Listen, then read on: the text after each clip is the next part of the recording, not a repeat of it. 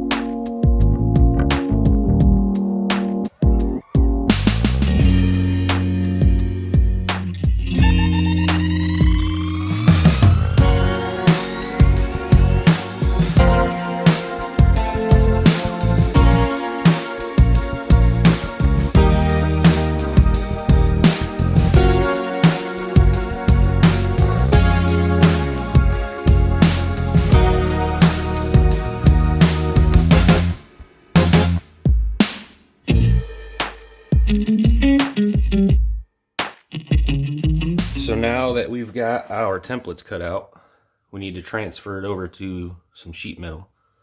And this is a factory roof skin off of a 96 Mustang that met its demise and went to the scrapyard. And I saved on that whole roof skin, figuring I can use it on a future project. So here we are.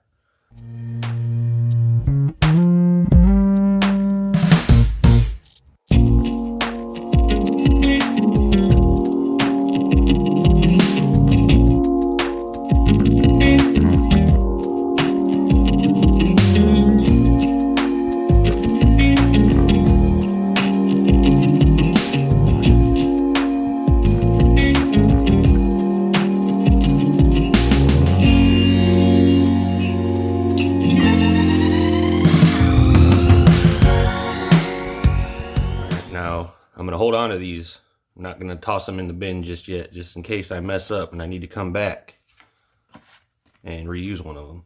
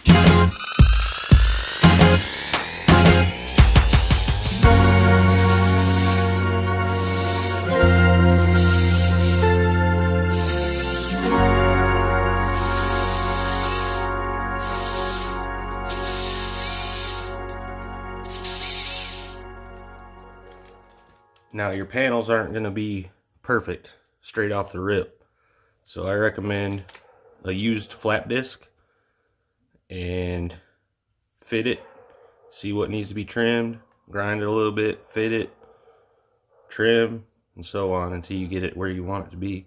And this is why I said to hold on to your templates, because if you mess up, you can always cut another piece.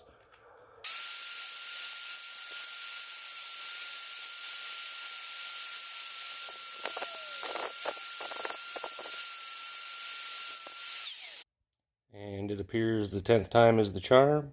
I got it laying in there just about perfect, and now I can start tacking it in and working it with my thumbs and get the low spots up in there where they need to be after I put a couple tacks in it. And smooth out the welds and spray it with some epoxy primer.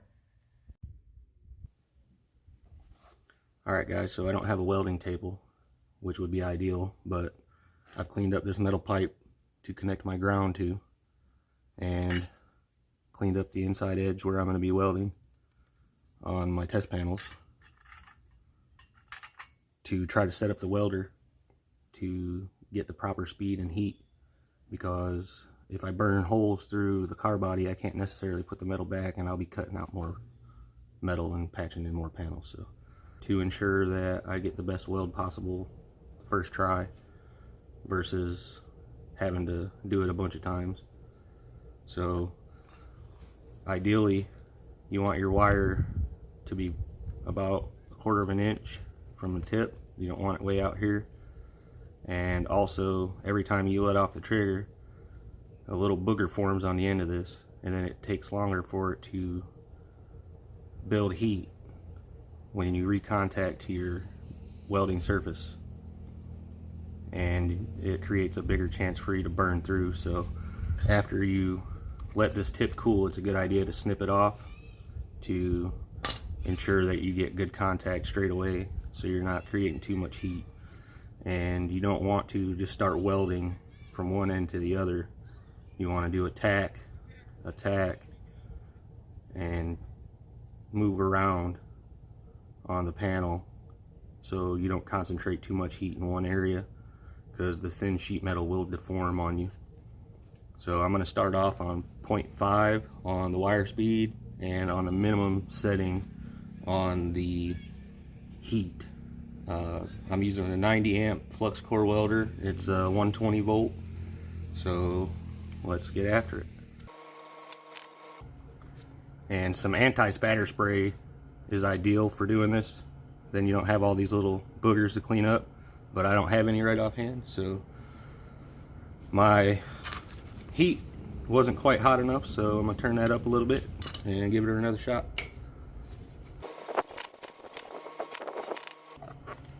And that wire speed is way too slow, so I'm gonna kick it up to about 1.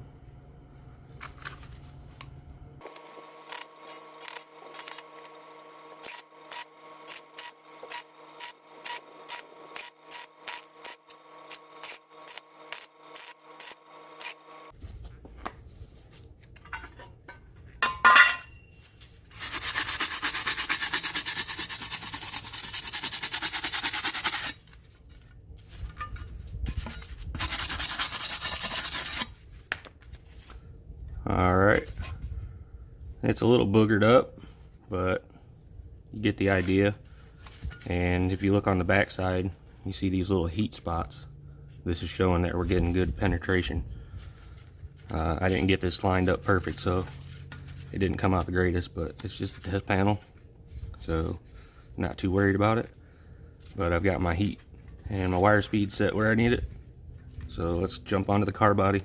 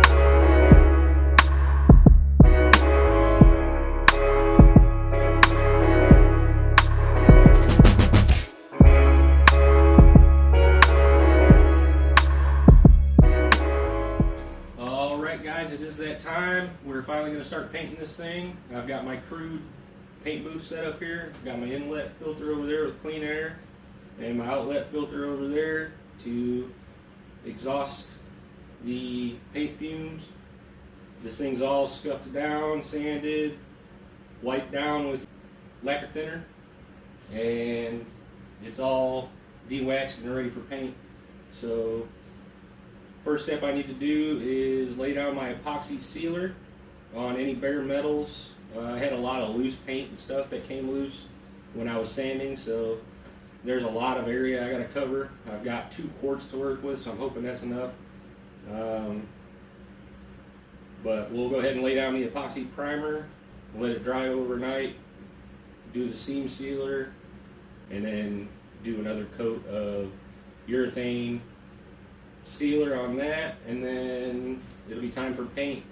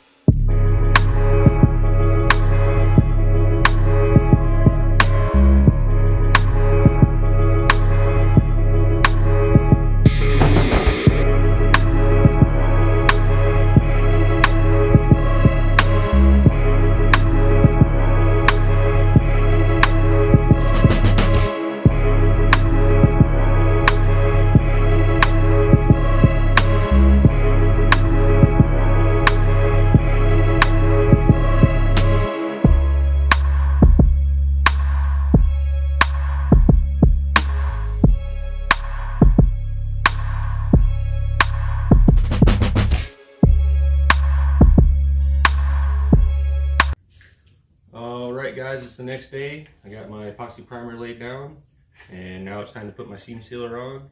Let this dry for about an hour, and then we'll go ahead and spray the urethane primer sealer over the whole entire car.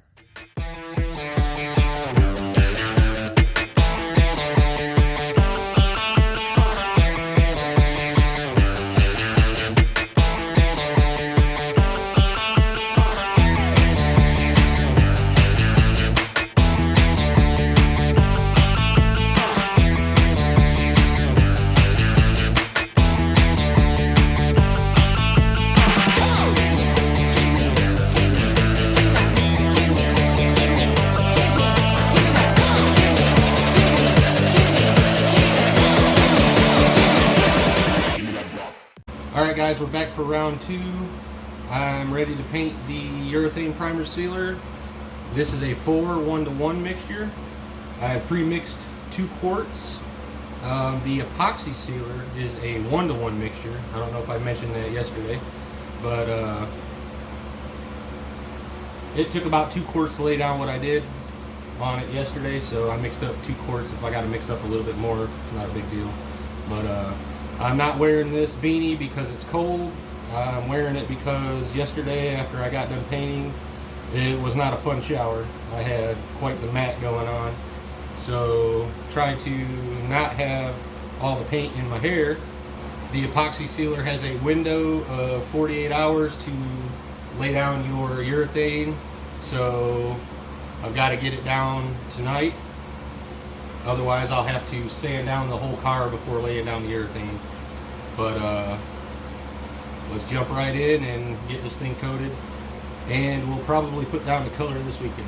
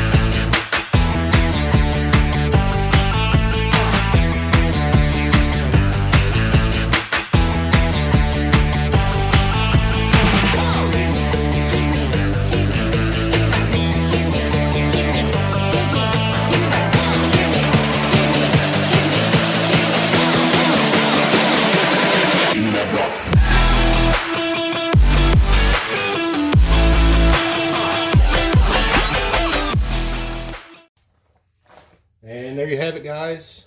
Fully coated with urethane primer and almost ready for paint. So next step is to let it dry, sand it down, and then final coat. So stay tuned for the color reveal, and like, share, and subscribe, and we'll see you on the next one.